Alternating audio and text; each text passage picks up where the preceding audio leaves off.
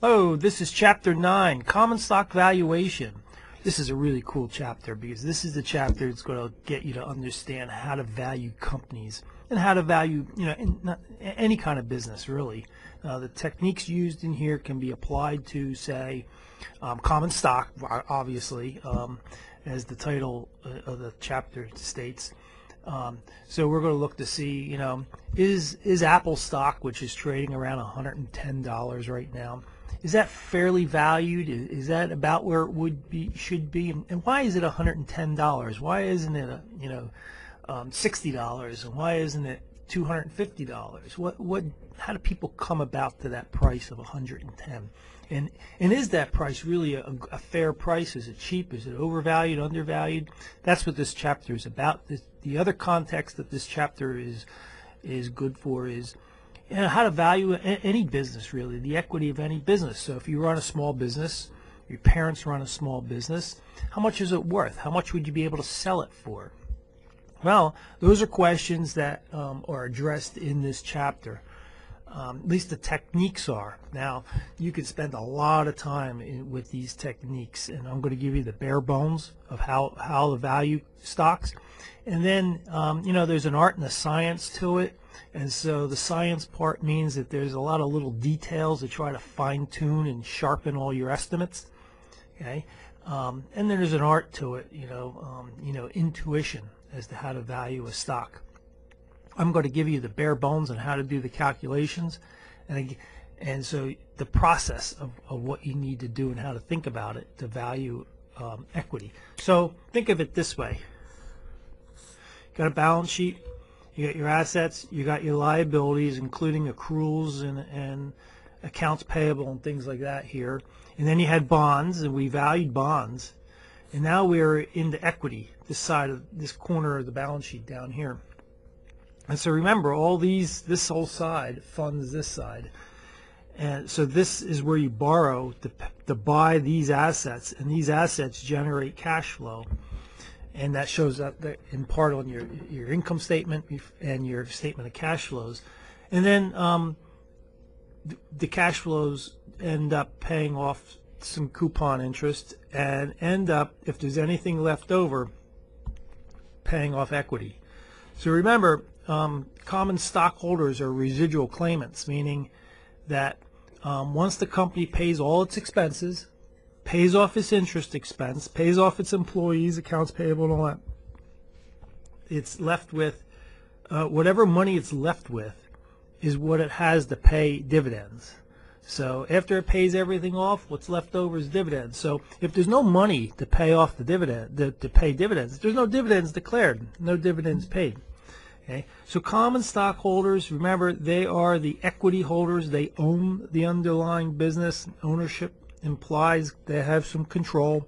They elect board of directors, and the directors end up electing management and selecting management. And the goal of a firm is to maximize this. Okay. Now, maximize the intrinsic value of the firm. If you remember from Chapter 1, intrinsic value is approximately equal to the stock price over time. Intrinsic value is very, very hard to estimate. It's unobservable, but you can observe the stock price because the stock price is what's trading on the New York Stock Exchange. So I'm saying, look, Apple's trading at 110. What's Apple intrinsically worth? And let's say Apple's intrinsically worth $130 per share. Wow, that's a good buy. Its stock is undervalued by $20.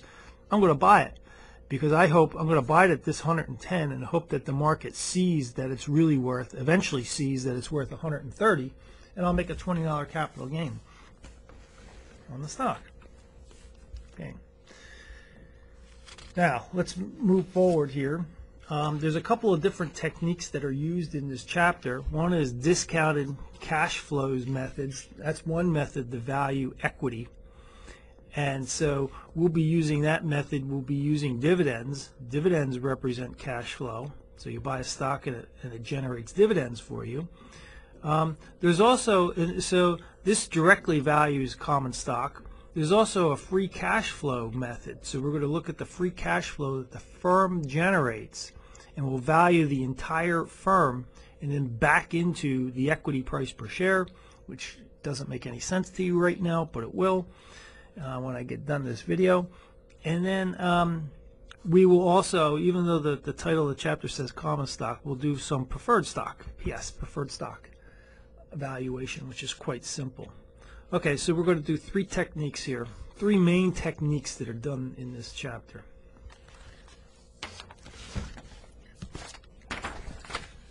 Okay, let's look at the dividend growth model. Okay. So you buy a stock, it generates dividends, and that's the cash flow. And we know from previous chapters that the value of any asset, any financial asset especially, is the present value of its future cash flows. So what we have to do in this chapter, basically, and what we're doing in the whole chapter, is trying to figure out what are the cash flows and discounting the darn things back to a present value today. So with a common stock, this is the model. An estimate of the stock price today, that's what that stands for. Price today times 0. Look, caret there, hat stands for an estimate. That equals the dividend next period divided by 1 plus RS, okay, to the first power. So that's the dividend next year discounted for 1 year at RS. Now you remember what RS is. RS comes from, it's the discount rate coming from the security market line in the previous chapter. I'll elaborate on that in a second. D2, the dividend 2 periods from now, discounted back 2 periods, period 3, and so on to infinity. Why infinity? Because the stock never matures. It's out there forever. Remember, corporations exist forever.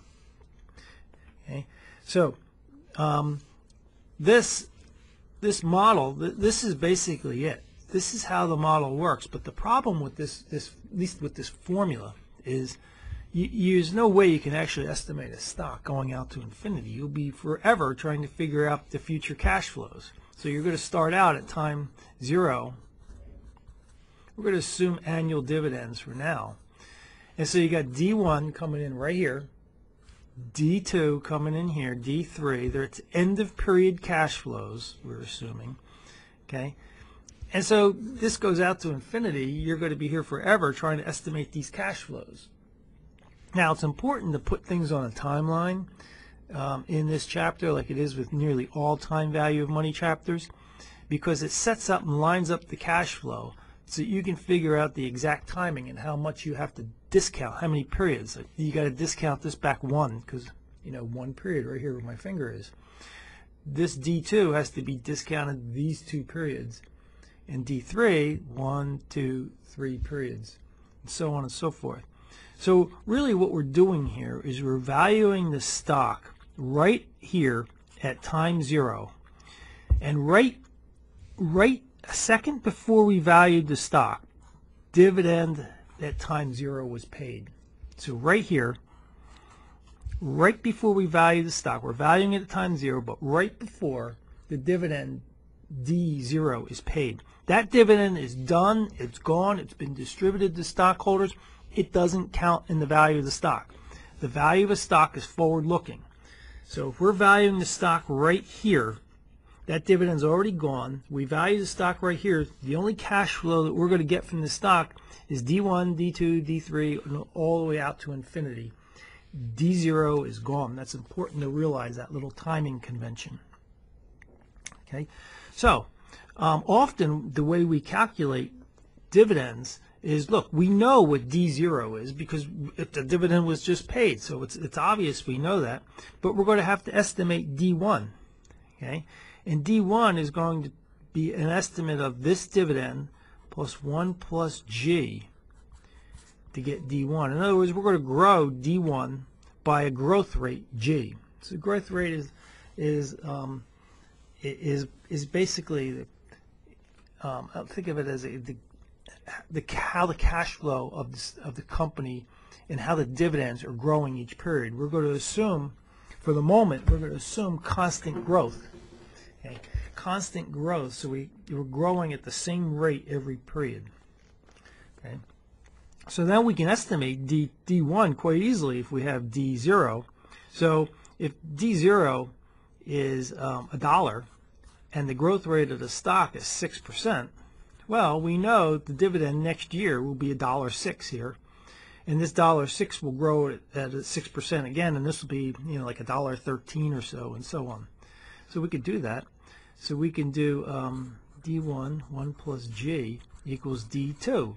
And it says 1.06 times 1.06 gives us, get my calculator out, 1.06 times 1.06, we get $1.1236, a little over $1.12. Whoa, a little over $1.12, there it is. And we keep doing that, and so we can, once we have this guy and the growth rate, we can estimate all the future cash flows. It's like, whew, wow, that was easy, right? Now it turns out that if you assume constant growth, and here's what's really cool. This is an awkward model to use because, like I said, infinity goes on forever, but there's a way to get rid of this infinity sign to make it operational. In other words, so we can actually use it in real life. And if we assume this constant growth, this formula turns out to be, boils down to this formula.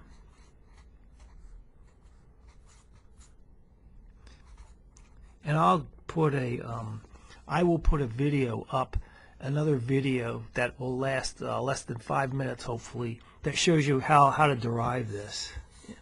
And it uses infinite series math, which you're probably not familiar with, but I'll show it to you quickly, and it won't be hard, but you won't have to know how to derive this. All I'm saying is, if you take this model, which is very generic, meaning this can apply to any growth rate. You could have a growth rate that's technically in this model, because you see these different subscripts. Those subscripts are telling you that there could be a different the dividend is different each period. So you could have a different growth rate each period. You could have a growth rate here of 7%, then a growth rate here of 8%, and then you could have a 0 growth rate here, and then a 2% growth rate.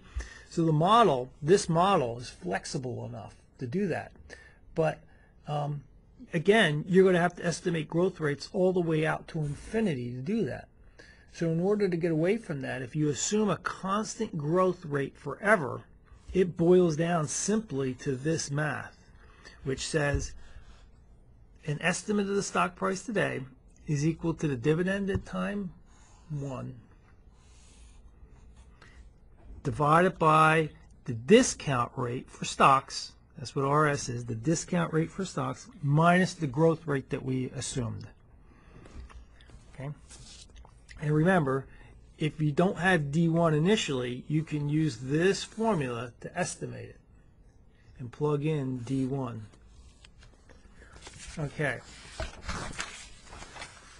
Now, let me go through a little bit more background material, and then we'll do an actual example. We'll do an actual example. So what I want to do is get through some more of these variables and some more intuition of the model. Then we'll actually estimate it. Okay. So now, again, an estimate of the stock price today is equal to the dividend next period, RS minus G. Now, this model works provided that the bottom of the fraction, the denominator, is positive. This has to be positive. So this would have to be, an example would be, look, if the dividend next period is $1.06, like I estimated, and you have a discount rate, let's say it's 11% discount rate, and you estimate a growth rate of 5%, then I'm already giving an example. I said I was going to give you an example in a few minutes, but I'll do it anyway now.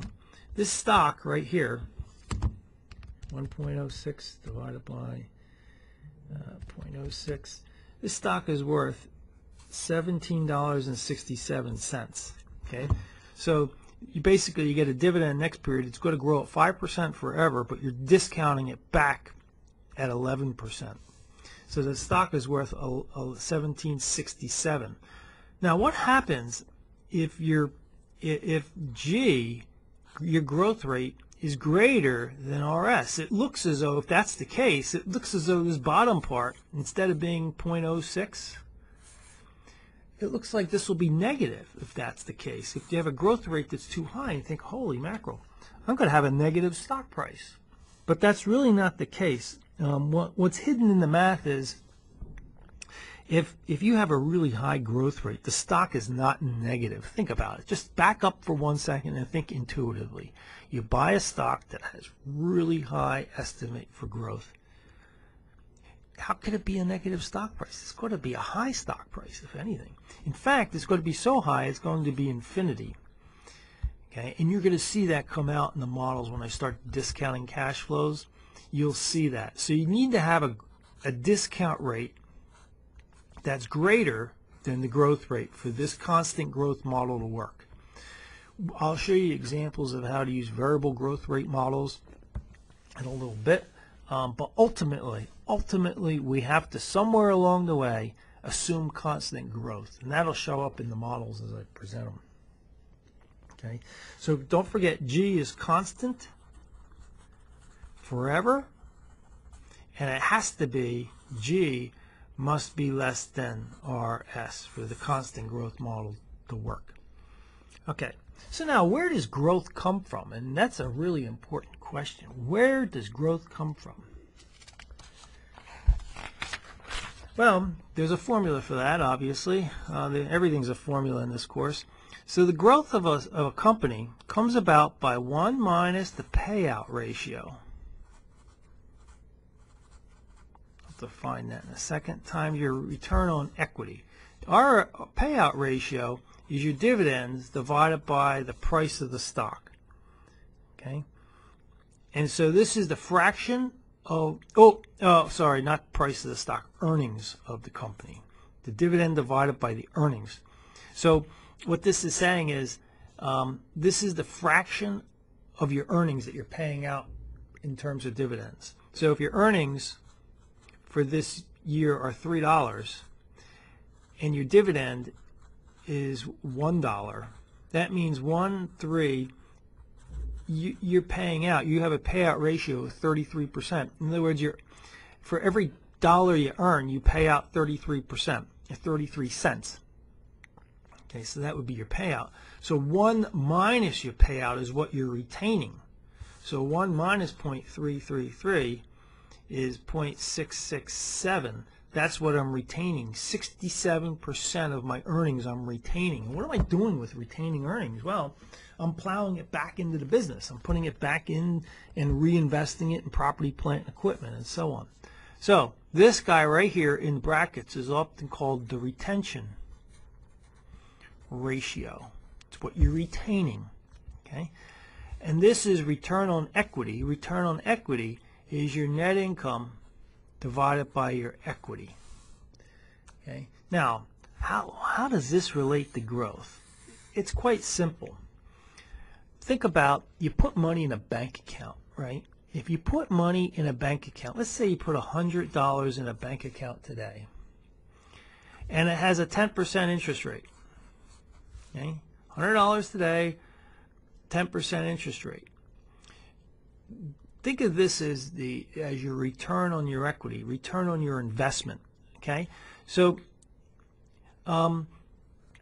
if you just leave the money sit in an account and it earns 10%, it's going to be next year. It's going to be, multiply that out. It's going to be 110. Then it's going to be 121 and so on. So what will happen is your balance will grow at 10%. Your balance will constantly grow at 10%, and that's the earnings of your deposit account. Okay, think of that as your ROE. Now, if you don't withdraw any money in the account, this is the maximum it can grow by. Your account can't grow any more than 10%. It won't grow anything less than 10% because your payout, you're not paying anything out. You're not taking any money out each year.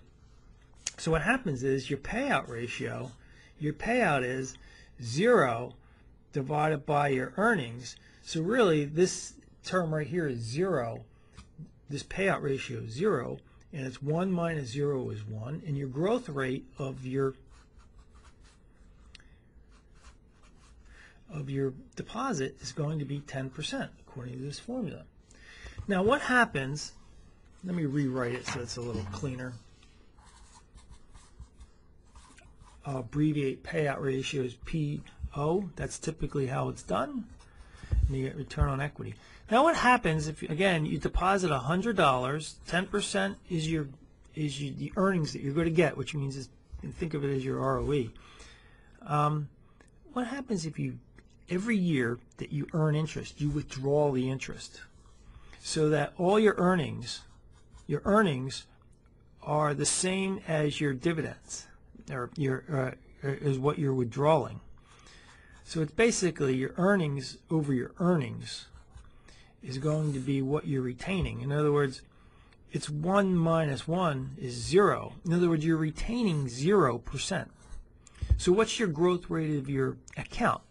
Well, if you have an account that's earning interest at 10%, but you're withdrawing 10% every single period, your growth rate is 0. It's going to stay at $100 because you're going to earn, it's going to go up to 110 because you earn $10 in interest, but you just basically declared that as a dividend, so to speak. You pulled the money out, and so your earnings equal your dividends in a sense.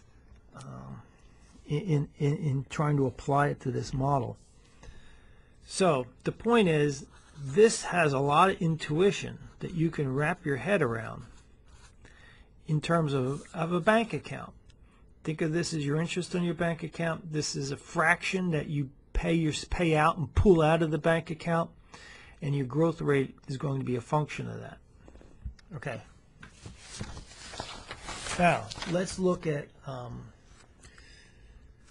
RS. RS is the required rate of return on the stock given its risk. Remember that story?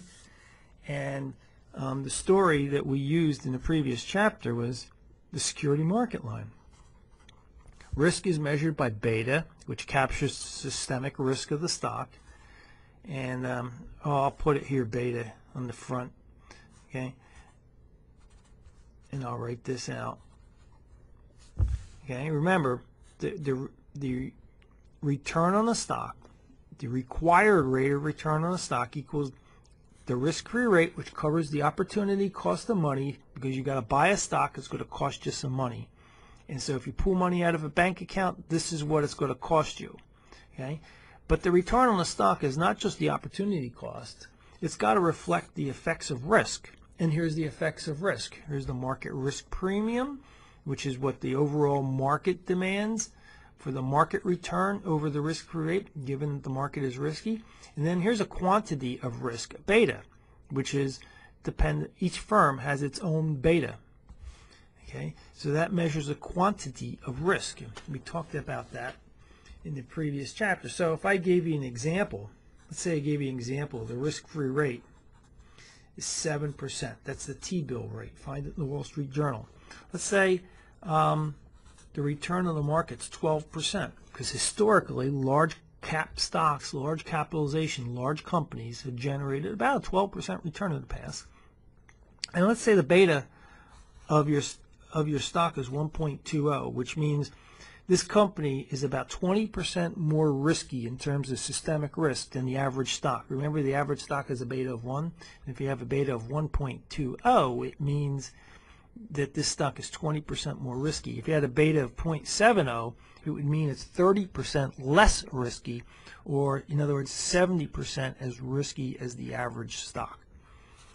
Okay, so if this is the case in this scenario here, what we have is RS equals 7 plus 1.2 times 12 minus 7, and that equals 13%. So that would be the required rate of return on the stock given its risk, its systemic risk. 13% is what we demand on this stock.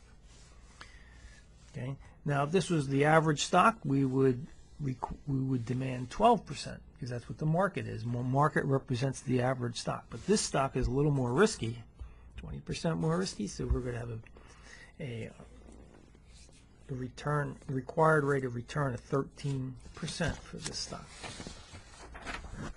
Okay. Now, let's do some calculations. Let's put some of this together and see if we can estimate a stock price.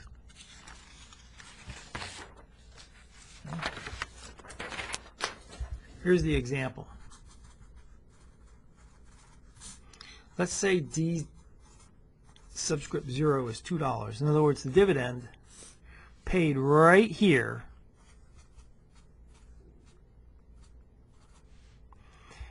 is $2. Okay? And we're going to say that G is 6%. The growth rate, which is constant, is 6% forever. Okay? Growth rate, sometimes I like to put 6% in here, 6% in here, 6% to show you that in between this period it's growing at 6%, in between this period it's growing at 6%, in between this period it's growing at 6%, and forever, infinity. Okay? Now, let's actually estimate the cash flow. And I like to put the cash flows up top, okay, for each period. So we're consistent here. So we start out with $2. It's going to grow by 6%.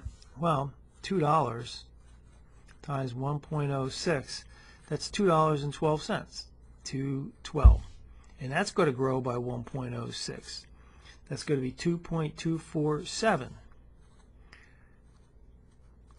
About 2 1/4 times 1.06, 2.382, 2.382. So that's the cash flows for the next 3 periods. And then, you know, we'd be here forever trying to figure out the rest of it. And that's a little crazy. So why don't we just assume, you know, so let's just continue now with this constant growth estimate and actually employ constant growth. Our estimate of the stock price then will be $2.12 divided by the discount rate, which we calculated a second ago, 13%, using this, 13%. So I'm continuing with the example, so I'll just put here RS is 13%. So by the way, this is all it's given. This is all I'm giving you. I'm saying, look, here's RS, here's D0, here's the growth rate, it's constant forever, and from this little box, I did all this. Okay, so it's all I needed is those 3 things plus the assumption constant growth forever, and I can estimate all of this. Minus, continue here, minus the 0.06 growth rate, and this stock is estimated to be $30.29. So in other words, if you're looking at a stock right now that's just paid a $2 dividend, and that dividend for this company is expected to grow at 6% forever, and the company has a discount rate of 13%, given we know it's beta, and that's key, we got to know it's beta. The risk-free rate comes from Treasury bills, so we know what these 2 numbers are. The return on the market, we generally estimate it to be 12% because that's what historically the way the world has worked. And then we had to estimate, find off of finance.yahoo, finance.google, what the beta of the company is. And boom, we have an estimate of the stock to be $30.29, given those parameters. And by the way, parameters, these are sometimes called parameters. Okay. Now, what question is, we just figured out what the stock price is today. What do you think the stock price is 1 year from now? In other words, we estimated the stock to be $30.29 right here. And then what is the price going to be right here? This is P1 hat. What do we think? What do we think that price is going to be? Well, there's a couple of ways to get at that number. Let me show you. One is to do is to look at D2. D2, remember, up here, was $2.24 and 7/100ths of a cent, I guess, is that's how you, or 7/10ths of a cent. Okay, so this was 2247 was the dividend in period 2. Okay, so the price in period 1 is going to be D2 divided by RS minus G, and that's going to be 2247 divided by 13 minus 0.06. Turns out to be 3210. So all I did was, instead of asking the question, what's the value of the company right here, I said, what's the value of the company at this point in time, which needs the dividend 1 period in advance. So now is a good point, a good time to tell you that when you have these models, constant growth, see this subscript and this subscript, they have to be 1 period apart. This one always has to be later by 1 period than this number. You saw it back here. See, price today is the dividend next period. So I don't care if you have, you're estimating the stock price in year 102. It's going to equal the dividend in year 103 divided by RS minus G. Okay? 1 period apart in those numbers. This is a 3, by the way. You can't read it, but that's a 3. Okay? So that's so the stock price in this example is $32.10 in year 1, right here. Right here. Another way to calculate that would be, look, we basically said, look, the company is growing at 6%. The cash flow is growing at 6%. The stock price is going to grow at 6%. So if we take the stock price here and grow it at 6%, we're going to get $32.10. That's the easy way to do it, but it's also intuitive to figure out that, look, it's the value of all the cash flows, present value of all the cash flows going out to infinity. Okay. Now, let's look at the return on a stock. Okay. The total return on the stock, remember the total return we talked about in previous chapters, equals a capital gains yield, and that applies to all assets. Okay? Total return is a function of capital gains, and that could negative. You could have negative capital gains here or positive. But you buy an asset, whether it be an apartment building, a stock, or a bond, the price can go up or down, and that's reflected in your capital gain. Plus, you're going to get a cash flow yield from any asset. In terms of stocks, it's a dividend yield. Okay, so those are the components of total return. So let's try to estimate that in the context of the problem we're looking at. So the capital gains yield is P1 minus P subscript 0 divided by P subscript 0. That's the capital gain yield. Okay? Yield is basically a percent. It'll be in decimal form. The dividend yield will be D1 divided by the price. So another way to write this, sometimes you'll see it P1 minus P0 plus D1 all over P subscript 0 because it's a common denominator. That equals your total return. Okay, now let's estimate it. We know the total return on a stock, that's RS. So it's going to be 13% is going to be the total return on the company.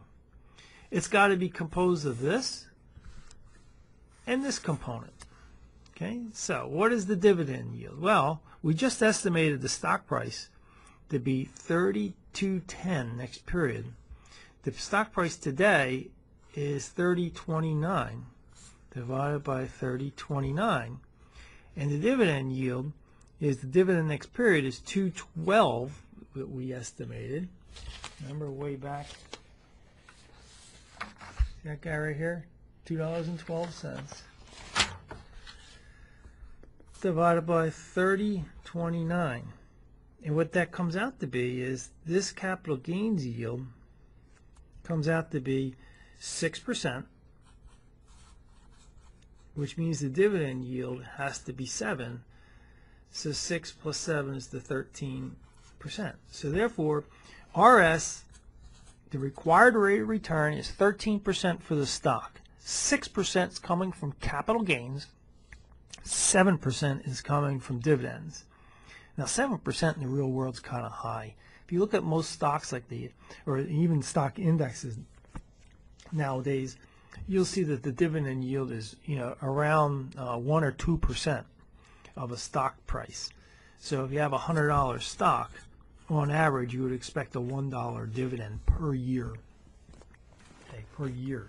That's the way the typical. It could be $2 a year, $1 or $2 per year as a dividend yield. So 7% is kind of high, but it's just an example of how things work. Okay. Now, let's run through another scenario. What happens if G equals 0? Well, let's ask ourselves, what does this mean? Well, first of all, it doesn't sound good. Growth is 0. You want high positive growth if you can get it. So if you have a growth rate of 0, then that means, go back to the bank account example. There's two ways you can get a growth rate of 0. Either you're paying out 100% of your earnings and dividends, so this is a 1, and so this is the retention is 0, which means whatever the 0 times whatever this number is, it's going to be a 0 here. Or your earnings on your bank account is 0, which even if you retain 100% of 0, it's still going to be 0. So remember the story here that a firm is just like a bank account. It earns income, it retains some of it in order to grow. You have to have positive earnings and you have to have some retention to have a positive growth rate. If you don't have one of these, or you have think about it, boy, that's a horrible, think about it. You have a company that has no ROE, return on earnings, or 0. That's just not good. So that's the case here. So what would be the value of the stock if this was the case? See, let's continue with the example here. So we just paid a dividend of $2, D subscript 0, right here. So what's the dividend going to be here? Well, it's going to be $2 because the darn thing didn't grow at all. $2 forever. That is, if you recall from Chapter 5, a perpetuity. Remember a perpetuity? It's basically a payment that never stops. It doesn't grow. It's the same number.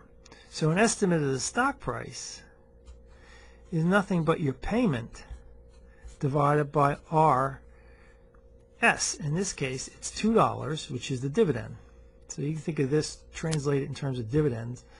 Dividend times 0 divided by 0.13 equals $15.38. Okay. So that 6% growth had a value of about $15 or so, because remember, the value of the company with the 6% growth back here was $30.29, and I'm saying with no growth it's worth $15. So that 6% growth is ballpark around $15 worth.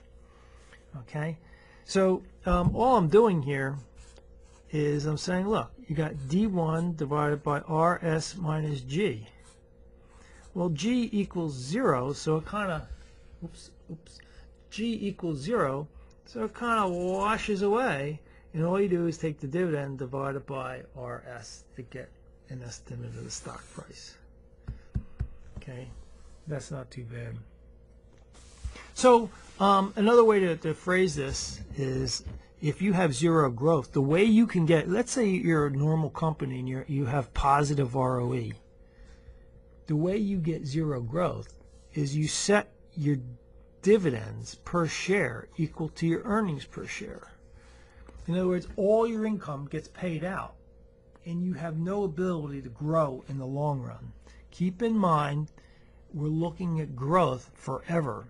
So you can't borrow your way to growth forever. You can't scheme and scam growth forever. You have to be profitable forever. And then you have to be able to retain something forever each year to be able to grow. Okay, now let's look at a situation where we have what's called super growth or super normal growth. I'll just call it super growth. Really high growth rates. And now is the point to ask, what do you think a maximum growth rate for a company would be? What do you think the growth rate of any company, I don't care if it's high tech, it's Apple, it's McDonald's, it's Walmart, it's Whole Foods, General Motors, General Electric, what would be the maximum you could use for a growth rate estimate forever? Well, the way to think about it is back into it by looking at what is the growth rate of the overall economy historically. And historically, the economy grows between 3 and 4% on average. And it's done that for years and years and years. And sometimes it's negatives and sometimes it's much more highly positive, but averages 3 to 4% real growth. Now, if you had a business that grew, let's say it grew at 8%. Let's say you're assuming it grows at 8% in this model. So you're using constant growth model. You're assuming this stock's going to grow at 8% forever, right?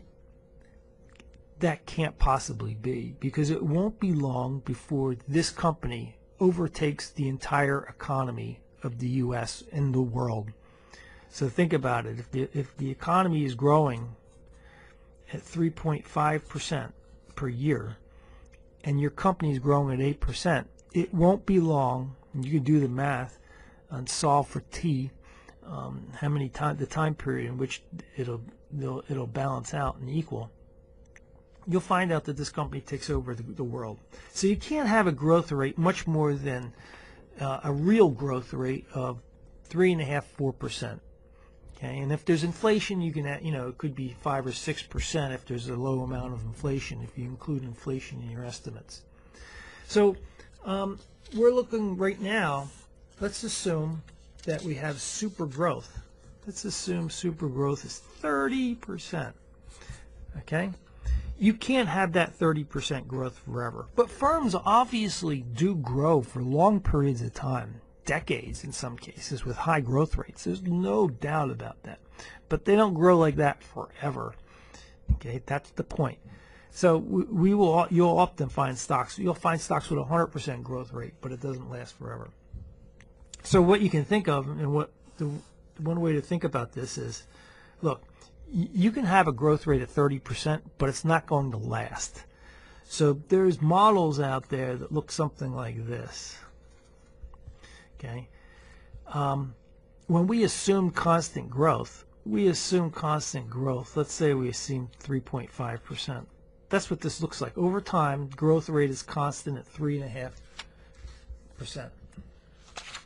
That's a percent sign here. Okay. Now what we're assuming is it's 30%. But we have to assume when it's really high that the growth rate eventually is going to come down to a long-run steady growth rate. So you often have young firms, small firms, that start out with really high growth rates, sometimes called stage 1 growth. But they eventually have to drop down to a long-run sustainable growth, which would be called phase 2 growth, long-run sustainable growth. Okay, because it can't do this forever. This is a one-stage model with constant growth forever, a two-stage model where you have an abrupt shift in growth. That's an assumption that growth suddenly drops out. And that could be, if you're a drug company and your patents expire, as soon as the patent expires, competition is going to come in and start producing that drug generically for a much lower price. Your growth rate is going to drop dramatically. Or Let's say you'd have to have competition sweepingly come in really fast to take your growth away. I mean, in part, when you're going to college and you're going to business school, it's all about can you generate growth for your business, and businesses are in the business of stealing each other's growth. So so it's kind of interesting from an economic perspective. If you remember from microeconomics, if you have a firm with really high growth and there's no barriers to entry, you're going to have businesses coming in, and their goal is to steal your growth, because when they see high growth, that means money potential, and they're going to try to steal it, and more competition comes in, your growth rate drops. But it's not going to tend to drop off this fast, though, when competition comes in. What would happen with competition is basically a three-stage model. So here you have growth. Here you have a 30% short-run growth rate, okay, over time. And then you'd have a decline slowly as you lose your market share slowly, and then you'd be on a long-run sustainable growth rate. So you'd have phase 1, phase 2 is a transition phase, and phase 3, long-run sustainable growth, let's say 3.5%. These are just various growth models and assumptions. That's what it is, pure assumptions. Now, if you value small businesses, you're not going to have dividends usually. You're going to need to figure out what is the cash flow numbers, and that's and so we're basically saying, look, the cash flow is given to us here. When we get to chapter, I believe it's 12. We get to chapter 12, we're going to estimate cash flow, like spreadsheet style estimating cash flow. For here, we're just assuming here we got the cash flows handed to us. Let's calculate the value of the company. Okay.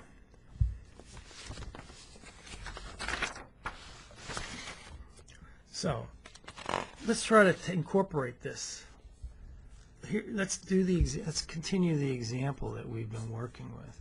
Remember, we started off. Let's clean it up here. $2 is where we started off with. A $2 dividend right now, just paid.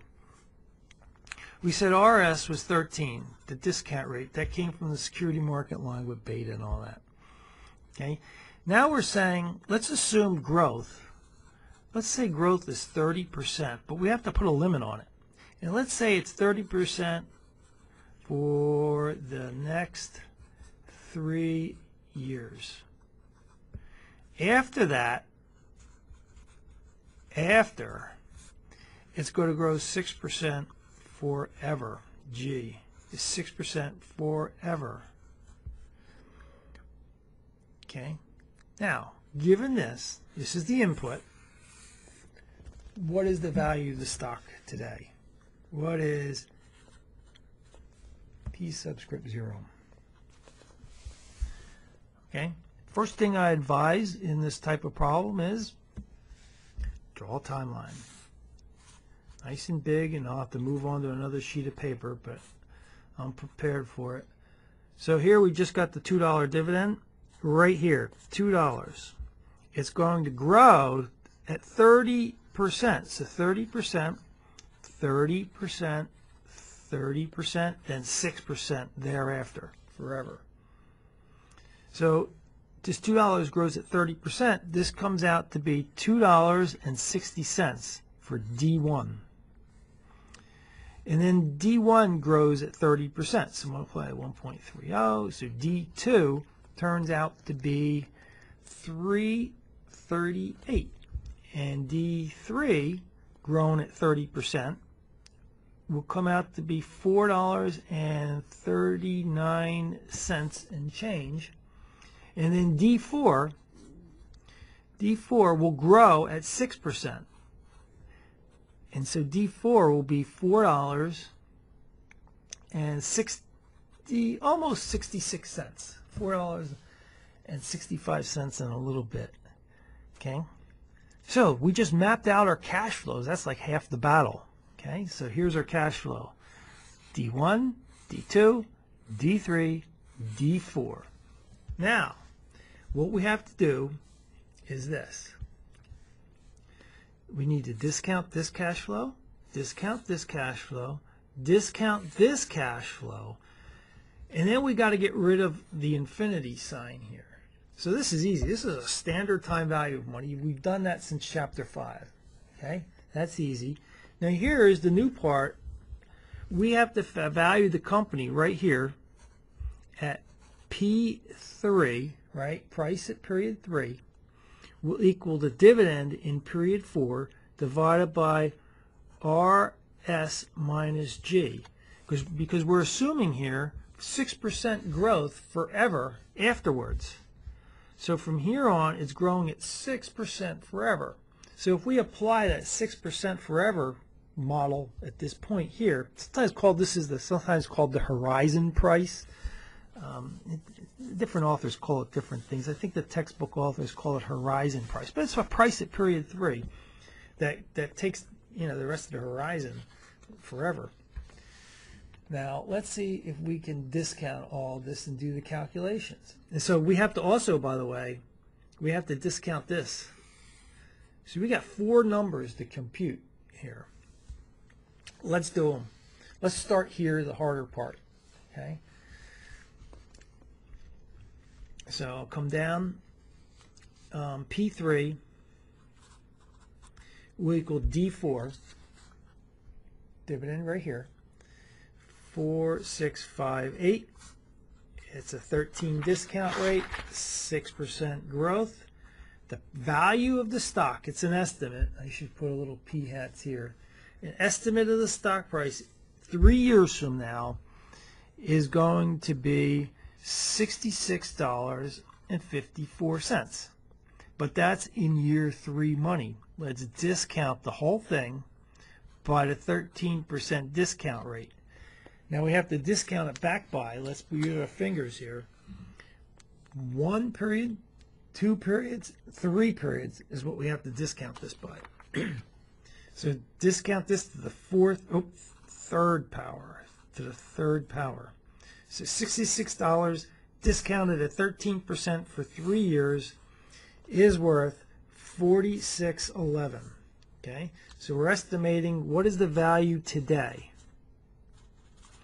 So the tail end of all this cash flow, starting from year 4 forever out there, that's worth today $46.11. That's $46.11. That's the component of your stock price. Now we have to figure out what is the value of this cash flow, and this cash flow. And boom, we'll have the value of the stock. So we'll take the 439 and discount it by 3 periods. So we're taking this cash flow, 1, 2, 3 periods. That comes out to be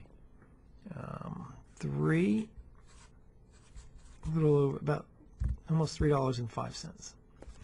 Then we're going to take this cash flow in period 2, $3.38, and discount it 1, 2 periods. 338, 13%, 2 periods, comes out to be $2.64. Take this cash flow, discount it back 1 period.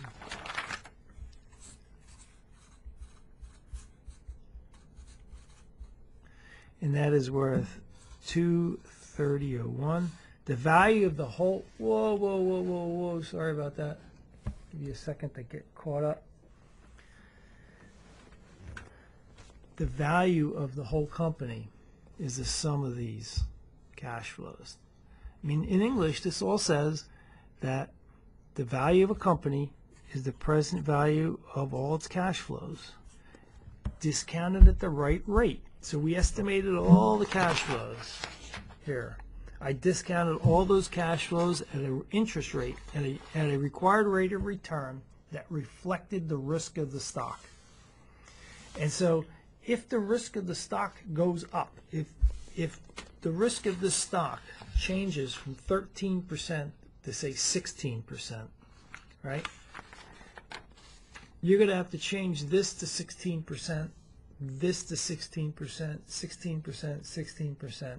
And when you do that, since you're raising the denominator, it's going to bring the value of each one of these numbers down.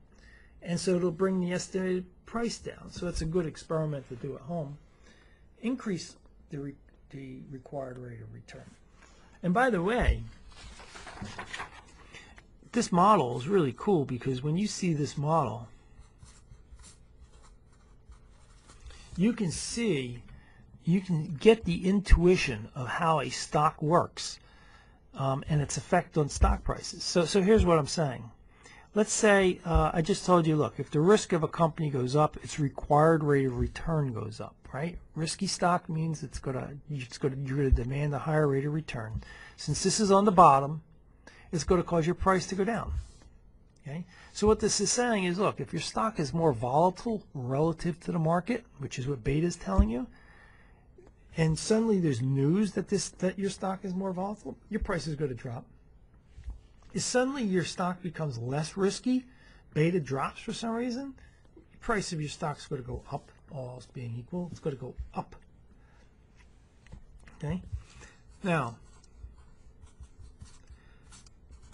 so that's intuitive.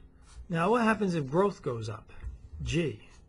Well, G is on the bottom, but it has a negative sign. So if growth goes up, as long as it doesn't go above RS, remember, growth goes up, according to this model, stock price is going to go up. In fact, even if growth turns out to be higher than RS, remember, this model does not apply. You got to go back to the model.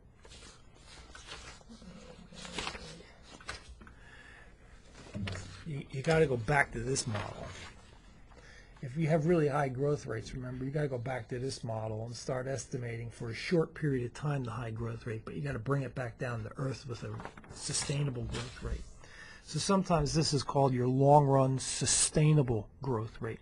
So if growth goes up, price is going to go up regardless of whether it's a constant growth model. Just think intuitively. If you think cash is, you got a business, let's say you own a business and you think the cash flow is going to grow more than, you think more today than you did yesterday, of course the value that you would put on that company would be higher. And if growth was to drop, then the stock price would drop.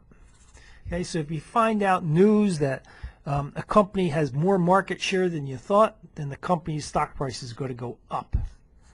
If you find out it has less market share than you thought, the stock price is going to go down. Companies involved in a lawsuit, it could become more risky. That could mean they're going to lose some money because of some fines. Then growth could come down and cause stock prices to drop.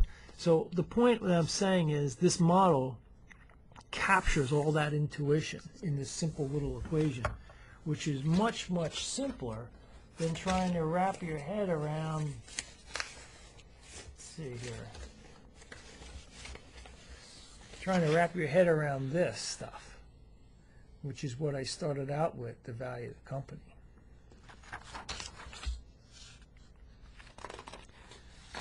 Now, let's ask ourselves, with this growth rate of 30% model, where let's clean it up again,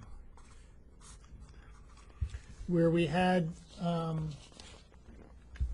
this dividend, we had dividend started at 2. This was 260, 338, 439, and period 4 was 466 basically. Okay, under this model where we had 30% growth here, 30% growth here, 30% growth here, 6% growth in this time frame, what do you think our expected return is for this stock? Or, in other words, what is the required rate of return for this stock given its risk? So I'll say required rate of return. What is it?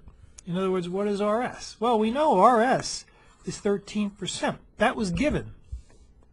So the point of this question that I'm posing to you is, regardless of how the growth pans out and how dividends grow, your required rate of return, RS, is the return that you're going to earn on this stock.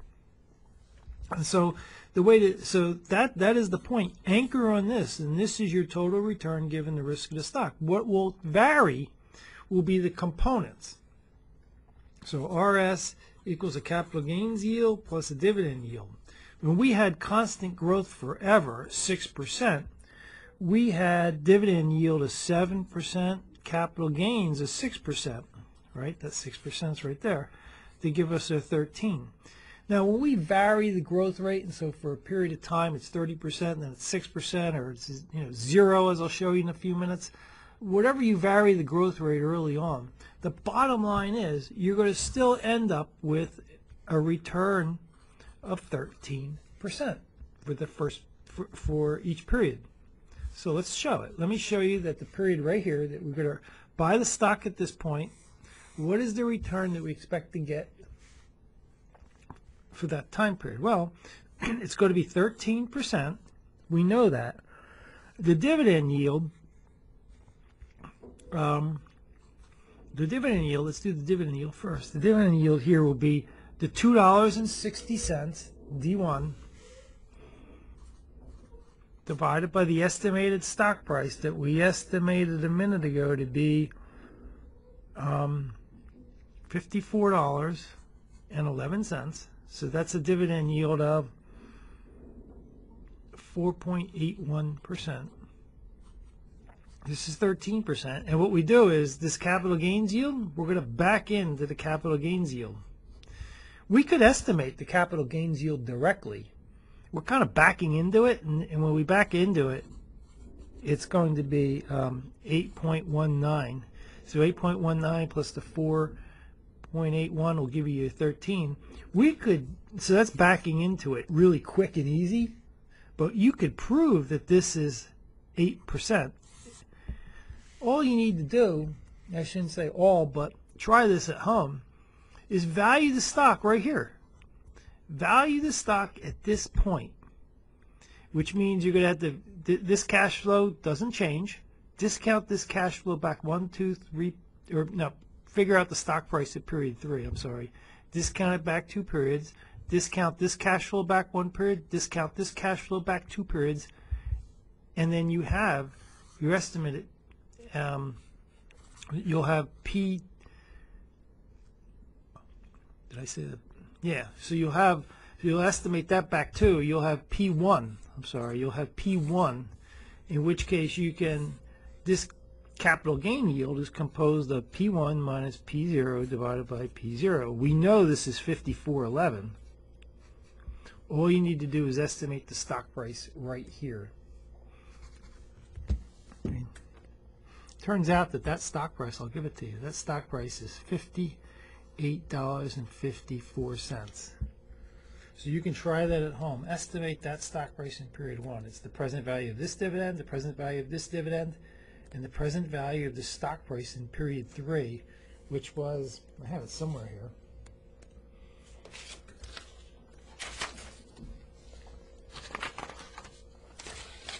We got so many pages of notes, I don't know what the heck's going on here. It was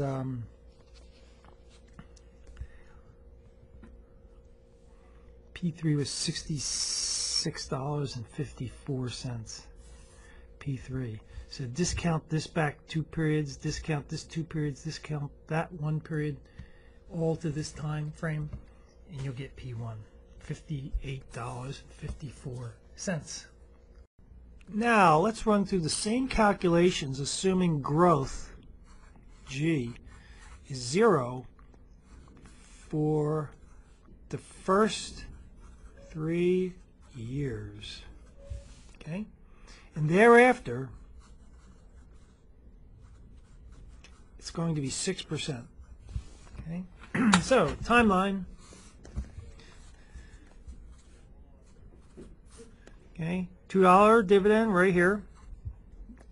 D subscript 1, well, it's going to grow at 0 growth. That means you're going to have a $2 dividend here because it's 0 growth. 0 growth here, so that's $2. And 0 growth here, so that's $2. And then after that, it grows at 1.06. It grows at 6%. So D4 is going to be $2 $1.12. Okay, so now let's estimate the stock price, and then let's run through what the expected return, the required rate of return on the stock is, and the capital gain yield and the dividend yield. Okay, and we're going to see it's going to be 13%. No matter what happens, it's going to be 13% because that's the RS, that's the required rate of return given its risk. Okay, so take the $2, discount this $2 back at 13%. So that's our RS, our discount rate. So discount at 13%, that's $1.77.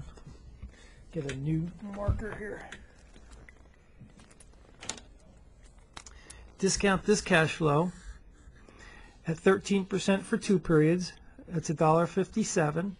Discount this guy back, this $2. That'll be worth $1.39. So you're discounting that at 1, 2, 3 years.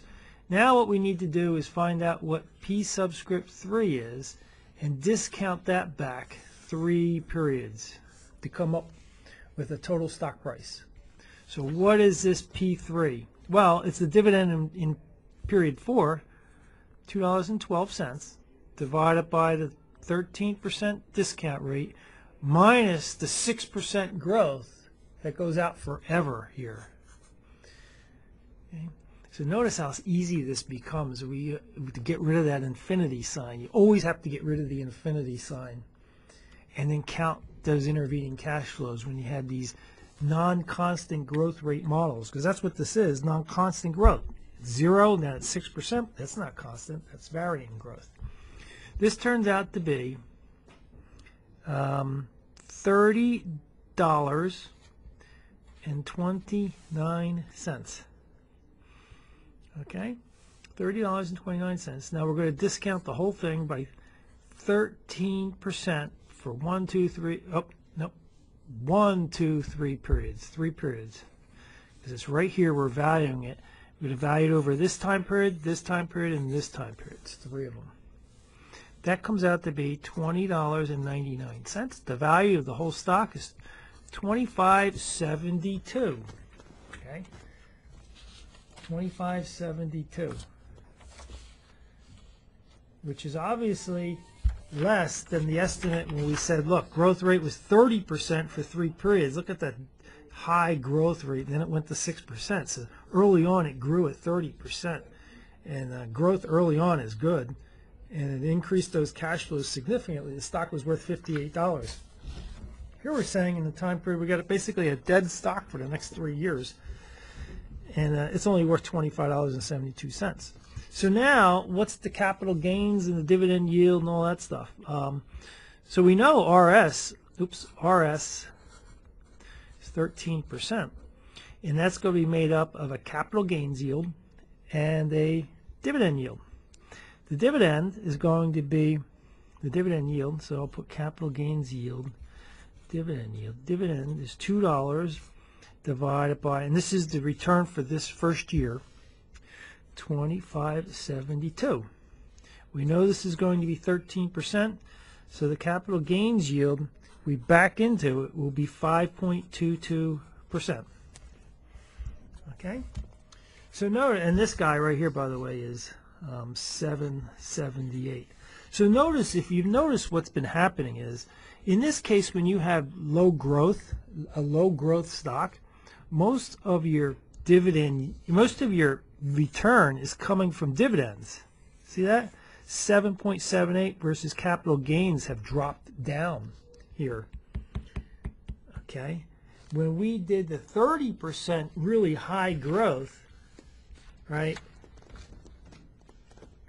most of your return came from capital gains because you had 30% growth in your capital gains, basically, in your cash flows. It means your stock is growing appreciably also.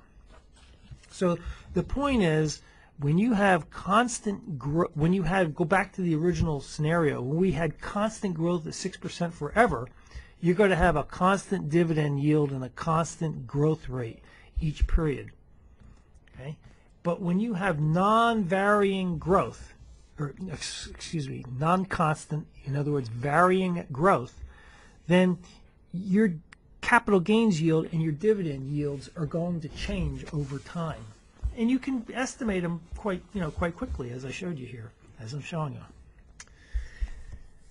Now, so you got to get familiar with this. This is the dividend discount model. Using dividends, we're going to go into next is a slightly different model to value the stock.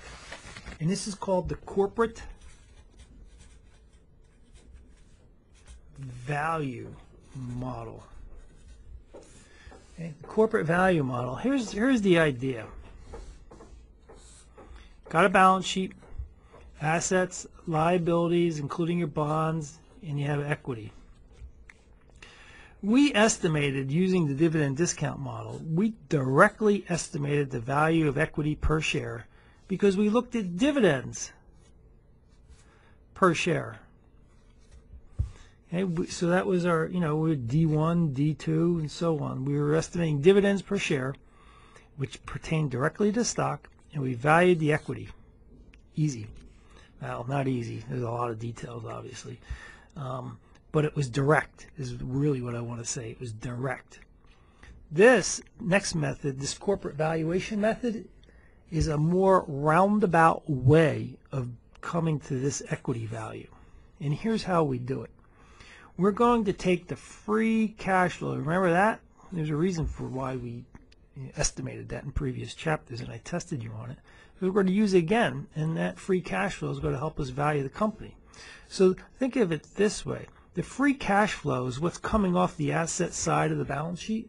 You got all these projects and investments and products, right? It all this side generates the free cash flow.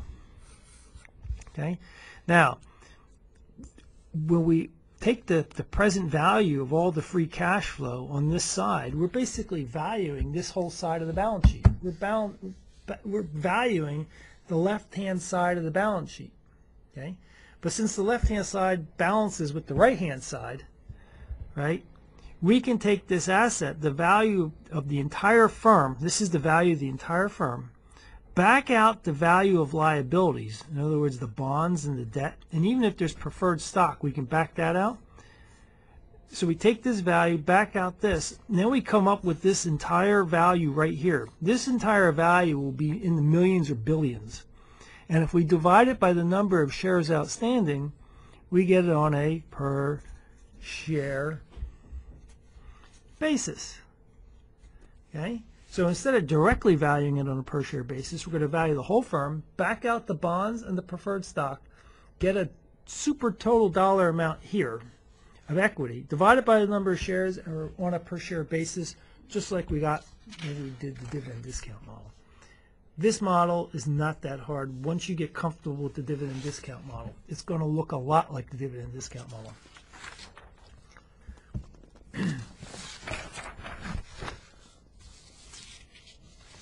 Let me show you the example here. So we got Brown Company. It's free cash flow. Draw a timeline. I'm going to show you the company's free cash flow. 1, 2, 3, 4. So free cash flow in period 1. Oh, -5.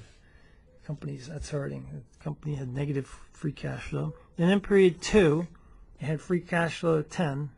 And remember, by the way, remember what the definition of free cash flow was. Free cash flow equaled your EBIT, earnings before interest and taxes, back out your taxes, plus your depreciation, minus your CapEx, plus your change in net operating working capital. Just as an aside, and I'm just going to give you the free cash flows at this point. So here they are, -5, 10, and it's 20 here. And then starting in year 3, right here, this is going to grow at 6% forever. See the continuity here? So we got the free cash. So look, we got the cash flow, and we know the cash flow here has got to be, let's see, 20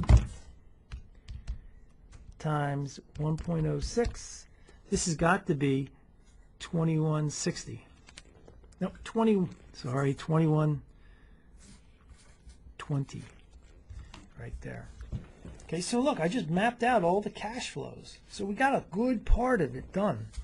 Now, there's one little trick to this problem. So this is an example here. This is an example.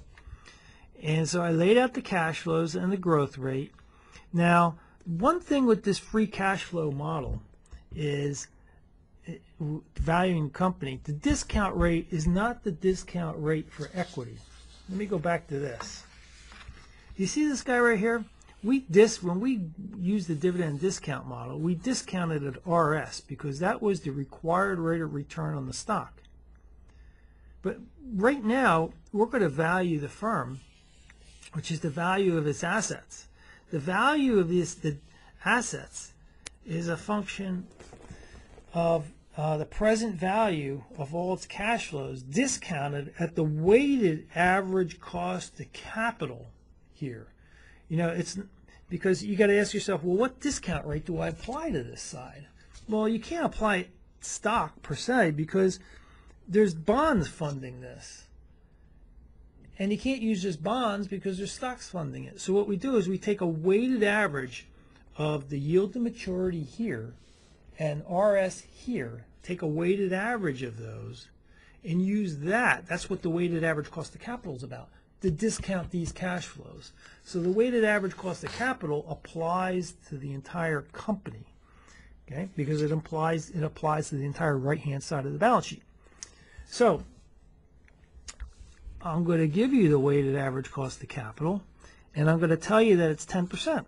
It's nothing but a discount rate. Think of it mechanically. Think of it as RS, the discount rate on the stock, the required rate of return on the stock. But it's the weighted average cost of capital for the whole firm. You will hear people in the real world, CNBC, reading the Wall Street Journal, people, CFOs talking about weighted average cost of capital. It is the subject of Chapter 10. So there's a whole chapter on this, how to calculate this. For now, I'm just giving it to you. And the textbook just gives it to you. So let's value this company. Okay. We need to discount this cash flow. We need to discount this cash flow. We need to discount this cash flow. And we need a price, P3. Okay. Let's estimate P3. Well, it's going to be the 2120, right? This cash flow right here. So what I'm going to do is discount the cash flows back. Discount it at the 10% discount rate minus that 6% growth. And the price of the stock at this point, no, whoa, I gotta be careful here. Stop 1 second. I made a slight mistake. Did you notice? I should be calling this V. This is the value of the entire firm at period 3. It's not the stock price because we're using free cash flow. We're using all the cash flow on this side, not just dividends. So this is the value of the whole firm at period 3. And we're going to discount that value of the whole firm based on the weighted average cost of capital for the whole firm. And that will be 530. Now, if we assume these are millions of dollars, this is 5 million, negative 5 million, 10 million, 20 million. This is $530 million is what the company's worth right here. The asset side of the balance sheet, the entire firm, is worth $530 million in year 3. That has to get allocated between bonds and stocks. And it has to get allocated between those two. Okay, so now that's in year 3. What is it worth today? Well, we simply discount the whole thing at the weighted average cost of capital. 1, 2, 3 periods. This is worth 398.20.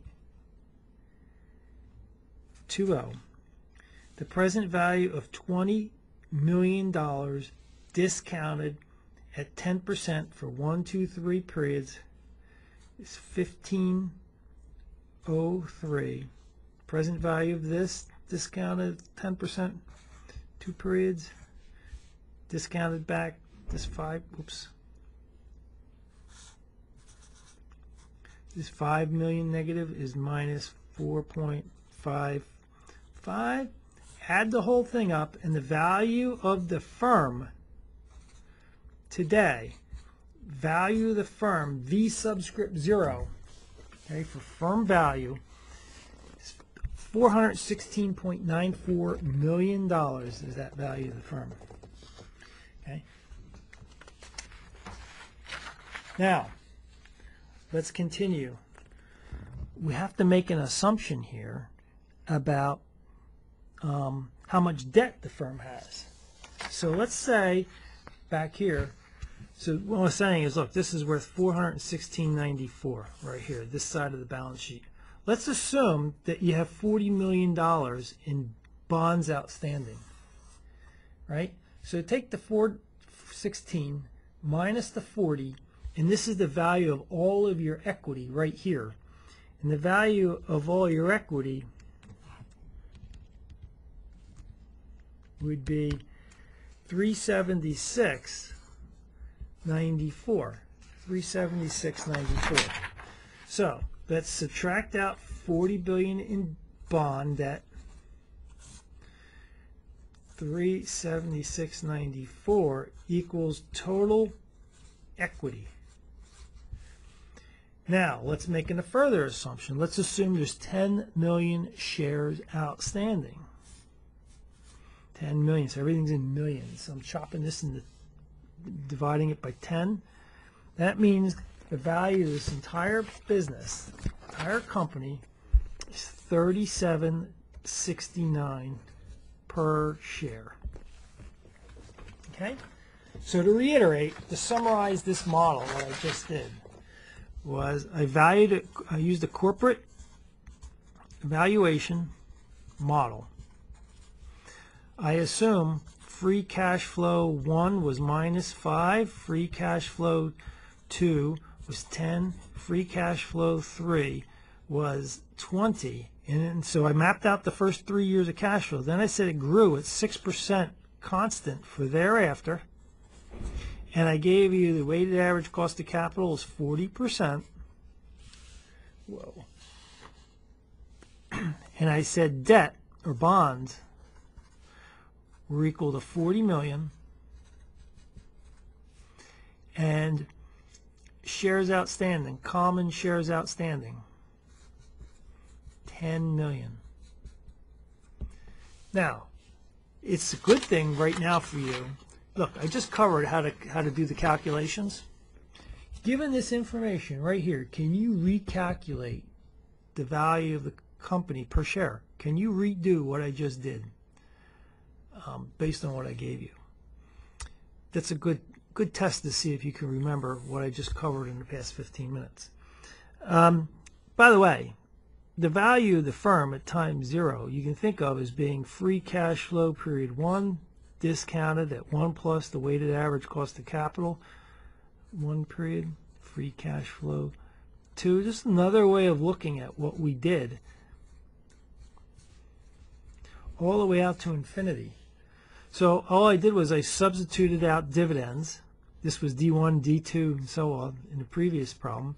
And this was RS in the previous dividend discount model. And we called this P subscript 0. So it's mechanically, so what I'm saying is mechanically the corporate valuation model is basically the same thing with a couple of extra steps, and the terminology is a little different.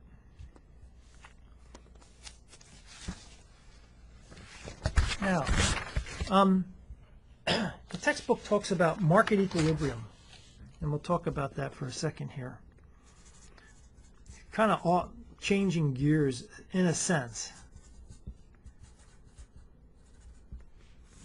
Okay, and it's getting back to what is a market equilibrium, and so we're talking about RS now. So I covered the two main models. And let's get back to some theory about market equilibrium. Remember, equilibrium in economics, basically supply equals demand. And you remember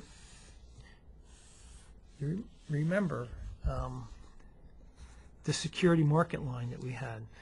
The required rate of return on a stock equaled RF plus beta as a return of the market minus the risk-free rate. Okay, that was a graph. This is security market line. It looked like this.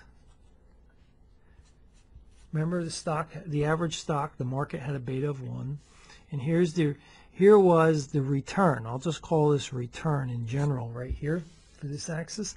And you take more systemic risk, you require a higher rate of return. Okay. Now, this model, when you're on this line, according to the model, supply equals demand. The market is in equilibrium, and the required rate of return, given the risk of the stock, is equal to the expected return, the return that you expect to get. The two numbers can be different. For example, let's say you had a return for stock A, expected return of stock A. Let's put some numbers to it so it's comfortable, makes it a little more comfortable for you. Let's say we got this given a particular beta right here, a little over 1. The required rate of return, given its risk, is 15%. That's the required rate of return on this line. So this line is always a required rate of return, always. Even when the market's out of equilibrium, this is the required rate of return given its risk according to the security market line. Now, the expected return will equal the required rate of return when we're in equilibrium. But if we're out of equilibrium, the expected return can be something different. So let's say the expected return is 17%. And let me get another color pen here. Now, what can we say about this? What can we say about this situation? We're not in equilibrium. That's the first thing we're going to say. But how do we get back into equilibrium? Well, here's the context. This stock, right, has a really high expected return. High expected return, given what it's expected, what it's required to generate. This is a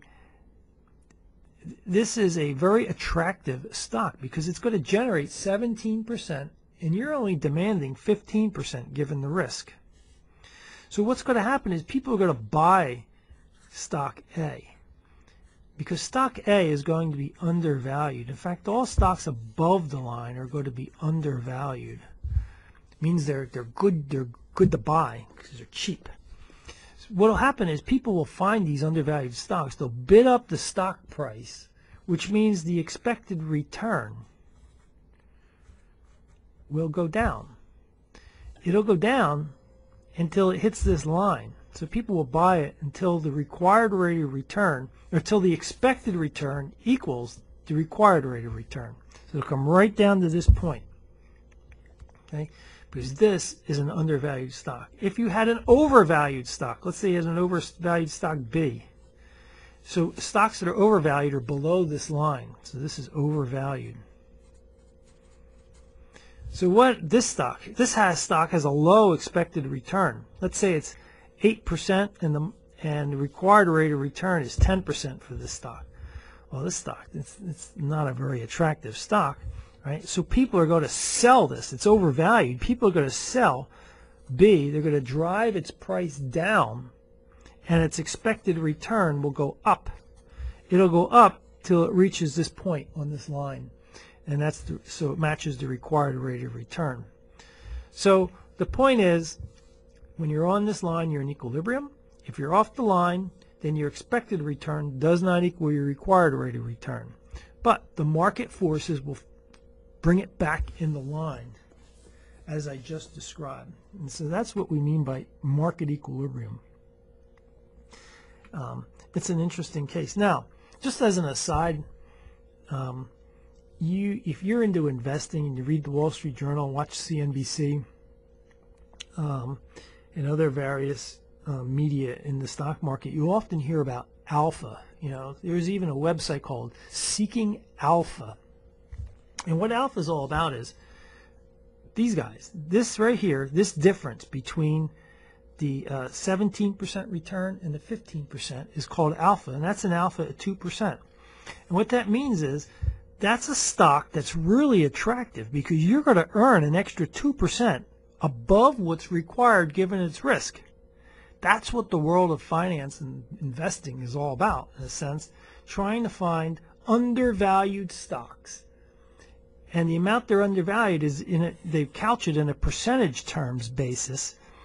And this is one way to measure an alpha. So that's a positive alpha of 2%. Alpha should be 0 in a totally efficient market. So nobody can out-return or outperform the market as a whole. Now here, this is a negative 2% alpha. You don't want that. If it's a negative 2% alpha, you do what's called shorting the stock. You sell it first, buy it back later. Don't worry about that too much in this course, investment management. If you take FIN 327, I'll teach you all about shorting stocks. You would want to short this stock, B.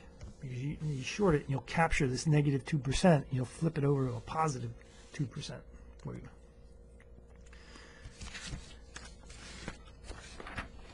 So, I hope you,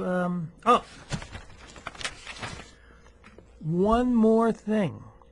Let's look at preferred stock. Valuing preferred stock. Easy. Okay, remember what, it's messy. Remember what preferred stock is. Preferred stock is a hybrid security. So when I say hybrid, one of the reasons it's assets, liabilities, which have bonds here, and then you have your equity. Remember, I've been showing you that all along.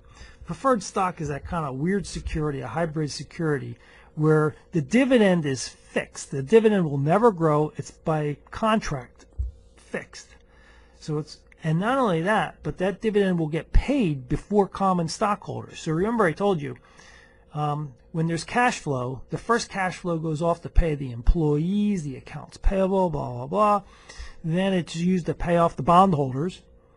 And then you pay the dividends on preferred stock if the company has issued preferred stock.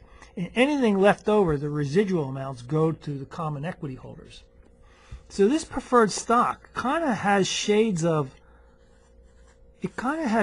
bonds because the dividend's fixed, kind of like fixed income. The debt, the coupon payments were fixed with bonds.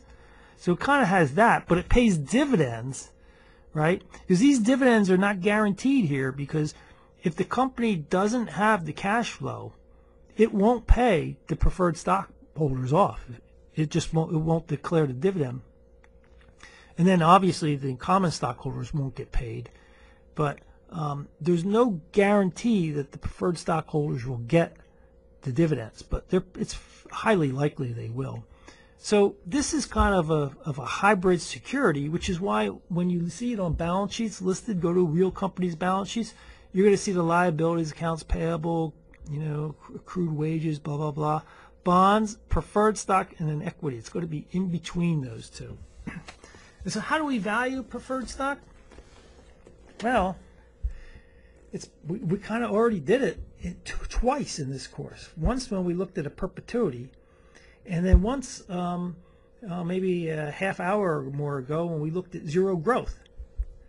So the value of a preferred stock, VP, is going to be the dividend. And notice there's no subscript here. Why? Because the dividend is constant. So whatever that dividend is, it's the same no matter what year. So you don't need a little subscript to tell you what year you're looking at. Divided by the required RP, which would be the discount rate for the preferred stock. Okay, so if you had an example, if I had an example and I told you, look, the dividend was $5, and I'm telling you that the discount rate on this stock or on this preferred stock is 10%, I'd ask you, what is the value of this preferred stock? It would be 5 divided by 0.10 would be, this would be a $50 preferred stock. And so preferred stock is quite easy to value. There's really not that much, because there's no growth to it. So once you get rid of growth, it's like, whew, that's easy. You're given a discount rate, and it's not that bad. Okay, so that's the end of this chapter. I hope you followed along. If you didn't, rewind the video, watch it. You need to actually exercise and do these problems by hand. And after a while, you'll get comfortable with it and it will click. Kind of like time value of money, but it's simply an application of the time value of money concept that we did, which is why I told you way back in Chapter 5. I said, remember I told you at the beginning of Chapter 5 video, I said this is really important material. As you can see, the value of bonds has to do with time value of money, and the value of stock, common stock, preferred stock, it all has to do with time value of money. Okay, so the next chapter that we're going to cover, Chapter 10, is going to be all about the weighted average cost of capital. It's called WACC. People call it WACC. That'll be the next chapter. And we're going to use that WACC later on when we get to Chapter 11.